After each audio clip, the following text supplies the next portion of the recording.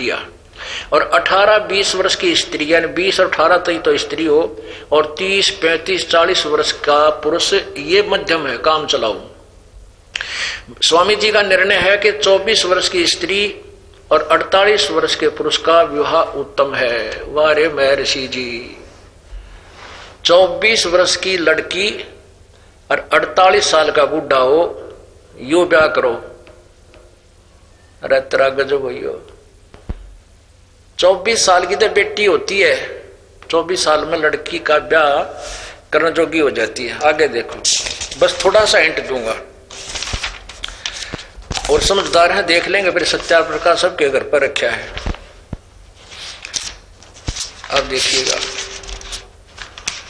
फिर इन्होंने कहा कि विधवा का विवाह मत करो। स्वामी जी कहते हैं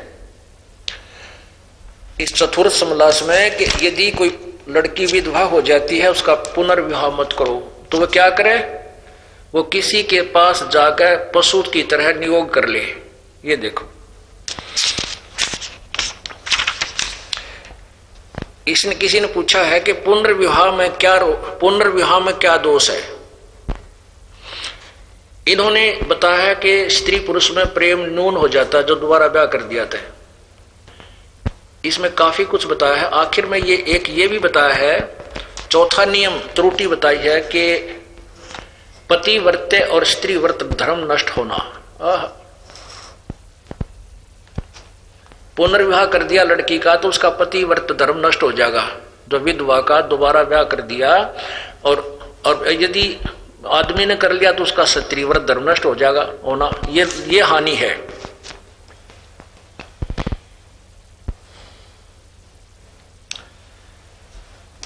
और फिर स्वयं कहते हैं, देखिएगा,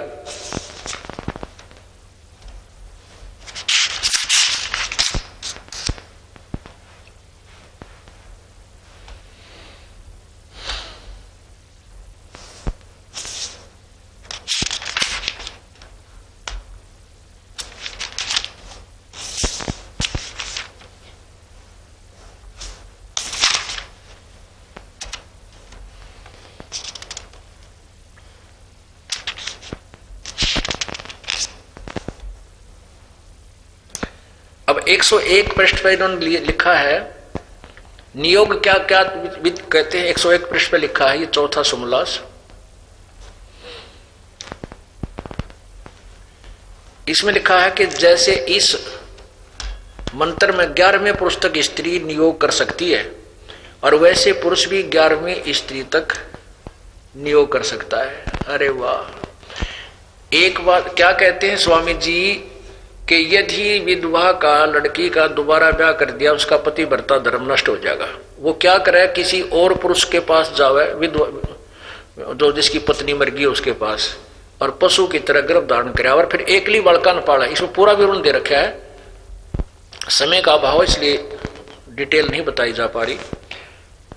इसमें जो अकेली बालक पाले, और फिर वो इस लड़का व्यक्ति है जिसकी पत्नी मर गई, वो भी दूसरा ब्याह नहीं करे, किसी विधवा के पास जावे और उससे अपने बच्चे पैदा कर ले, और वो लड़की अकेली 3 वर्ष पाल कर वो बालक उसने दे। यो सुधार देखो।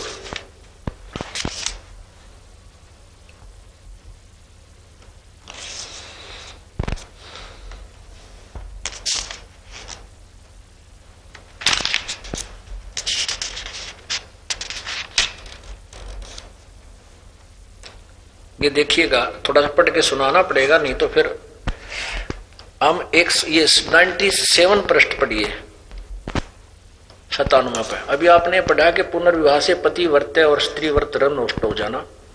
यहां आ जाते हैं, पुनर्विवाह और नियोग में क्या भेद है। जैसे विवाह करने में कन्या अपने पति का घर छोड़ के पति के घर, अपने पिता का घर छोड़ के पति के घर जाती है, को प्राप्त होती है, और पिता से विशेष संबंध नहीं रहता, और विधवा स्त्री उसी विवाहित पति के घर पर रहती है, यानी जो पति मर गया वह रहेगी उसके घर पर, और दूसरा उसी विवाहित स्त्री के लड़के उसी विवाहित पति के दाएं भागी होते हैं।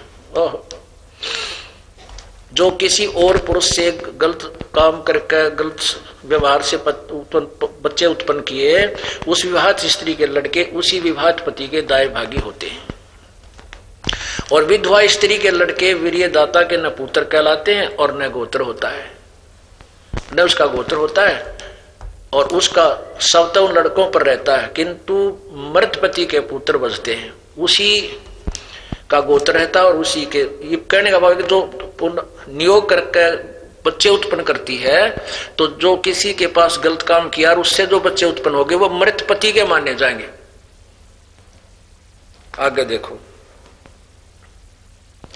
नीचे आ जाओ। जैसे विवाहित स्त्री पुरुष सदा संग रहते हैं, वैसे नियुक्त स्त्री पुरुष का व्यवहार नहीं है, किंतु बिना ऋतुदान समय इकट्ठे ना हो।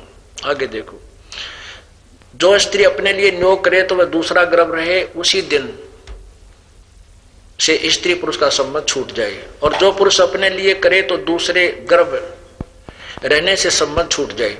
परंतु वही नियुक्त स्त्री 2-3 वर्ष पर्यंत उन लड़कों को का पालन करके नियुक्त पुरुष को देवे। तेरा गजब भैया, वो लड़की, इसका क्या तात्पर्य है कि जो विधवा स्त्री के पास विधवा पुरुष ने अपने बच्चे उत्पन्न करने के लिए विधवा पुरुष के पास जाओ, वो विधवा स्त्री 2-3 वर्ष पाल के उन बालका ने फिर उसते ही देवे, उस मलंगता ही कौन देगी बेटी अपने बालक ने दूसरे ते पाल कर, और फिर उसमें गर्भ रहेगा, जब गर्भावस्था हुआ कि कैसे काम करेगी, परवश होगा जब कैसे काम करेगी, कैसे पालेगी। कहने का भाव ये है कि वो जो नियुक्त पुरुष था वो तो उसके काम में हाथ भी नहीं बटा हुआ, एकली पाले पोसे, और उसने पाल कर 2 बालक 2-3 वर्ष पाल कर उसको दे दे, फिर पढ़ ले।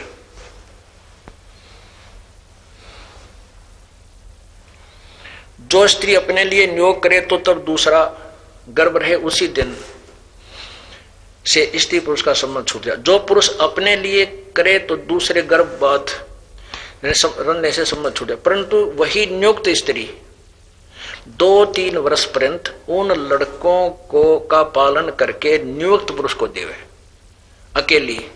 अब यहां ऊपर बताया है कि जो अगर विवाह कर दिया तो वो इकट्ठे काम करेंगे और दोनों मिलकर बच्चों का पालन पोषण करेंगे, और विवाह नहीं किया और वो जो महर्षि जी सलाह दे रहे हैं नियोग कर लें, उसमें ये गुण बताया कि वो अपने घर पर रहेंगे और वो नियुक्त पुरुष उस लड़की का, उस बहन बेटी का सहयोग नहीं करेगा बच्चे पालन करने, वो अकेली पाला पोसेगी। ये बढ़िया गुण है, महर्षि दानंद का कथन है। आगे देखो, और कब कलम तोड़ रखी इसने।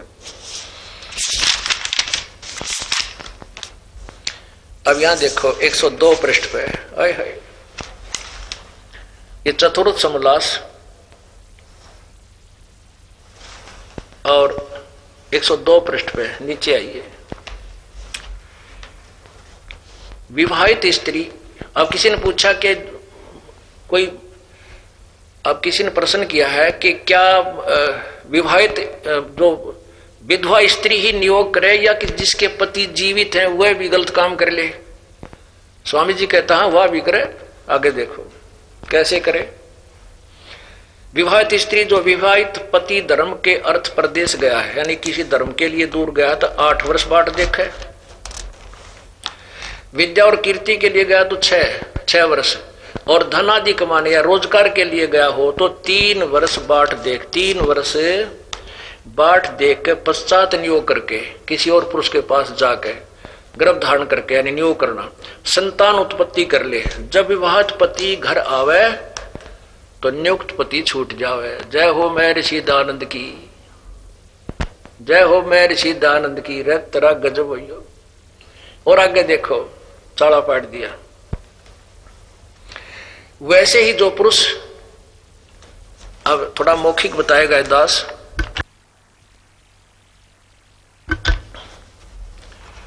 आगे क्या बताया स्वामी जी ने,